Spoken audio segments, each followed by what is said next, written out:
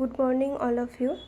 আজকে আমি নার্সিংয়ে যে কোনো কম্পিটিটিভ এক্সাম অথবা এমএসসি বিএসসি প্রিপারেশনের জন্য কিছু কোশ্চেন অ্যান্সার নিয়ে আজকে আমি আলোচনা করব। এখানে first question, thin superficial compact layer of decidua covering the blastocyst.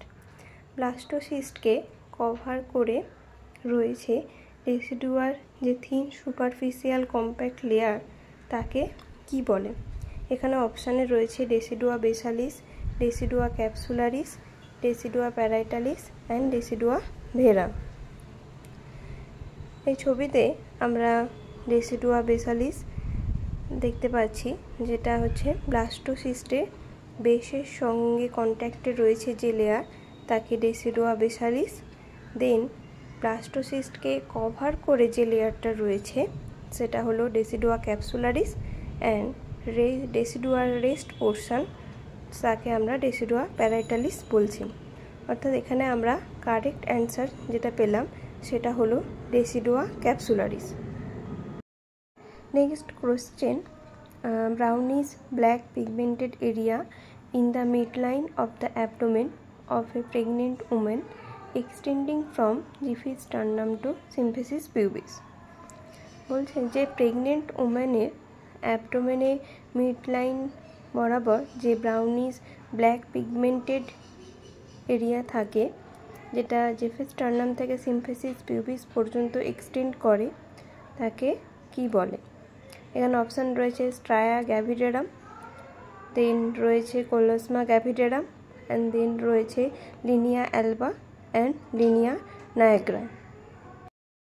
এখন আমরা দেখে নেব স্ট্রায়া গ্যাভিডেরাম কাকে বলে। প্রেগনেন্ট ওম্যানের অ্যাবডোমেনে স্কিনের যে স্কার টিস্যুগুলো থাকে সেগুলো স্ট্রেচিংয়ের জন্য যে স্কার মার্ক ফর্ম হয় তাকে স্ট্রায়া গ্যাভিডেরাম বলে। আর cheek, forehead, around the eyes estrogen এবং প্রোজেস্টেরন হরমোনের জন্য যে ডিপ পিগমেন্টেশন দেখতে পাওয়া যায় তাকে কোলোসমা গ্যাভিডেরাম বলে। আর জিফিস স্টারনাম থেকে সিম্ফিসিস পিউবিস পর্যন্ত যে ব্রাউনিশ ব্ল্যাক পিগমেন্টেড লাইন দেখতে পাওয়া যায় তাকে লিনিয়া নায়াগ্রা বলে। এটাই এই কোশ্চেনের কারেক্ট অ্যান্সার।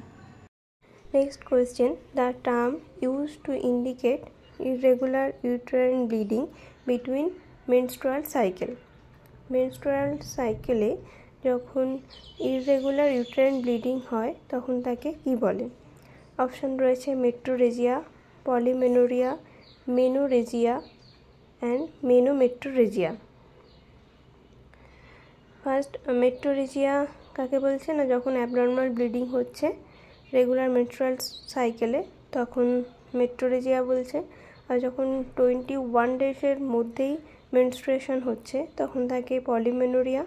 অ্যান্ড যখন হেভি এবং প্রলংড মেনস্ট্রুয়াল ব্লিডিং হচ্ছে তখন মেনোরেজিয়া বলছে। আর যখন এক্সেসিভ এবং প্রলং ইউট্রাইন ব্লিডিং হচ্ছে একটা ইররেগুলার ইন্টারভ্যালে তখন তাকে মেনোমেট্রোরেজিয়া বলে। অর্থাৎ এখানে correct answer metrorrhagia. Okay, thank you.